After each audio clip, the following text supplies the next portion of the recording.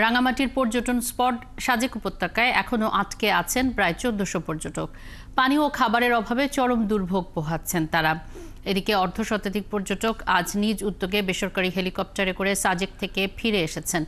দুপুরে কয়েক দফায় তাদেরকে সাজেক থেকে রাজধানী ঢাকায় আনা হয়। আজ বিকেলে ৭২ ঘন্টার অবরোধ শেষ হলেও বাঘাইছড়ি সাজেক সড়কের বেশ কয়েকটি বেইলি ব্রিজের সেতুর পাটাতন তুলে ফেলায় পর্যটকদের খাগড়াছড়ি ফিরিয়ে আনা যাচ্ছে না। বিকেল নাগাদ বেইলি ব্রিজগুলো মেরামত করা হলে মঙ্গলবার সকালে তাদেরকে খাগড়াছড়ি ফিরিয়ে আনার কথা রয়েছে।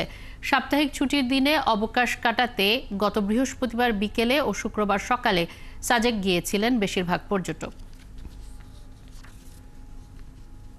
অবরোধের জন্য তাদেরকে আমরা মুভ করাতে পারছি না, তো তারা যেন হচ্ছে সেফলি থাকতে পারে, সিকিউর থাকতে পারে, সেই জন্য হচ্ছে আমরা উপজেলা প্রশাসন প্লাস হচ্ছে বাগেরহাট জোন সম্মিলিত চেষ্টায় তাদেরকে হচ্ছে তারা যে কটেজে অবস্থান করছে সেখানে সব ধরনের সুযোগ সুবিধা নিশ্চয়তা প্রদানের জন্য চেষ্টা করছি।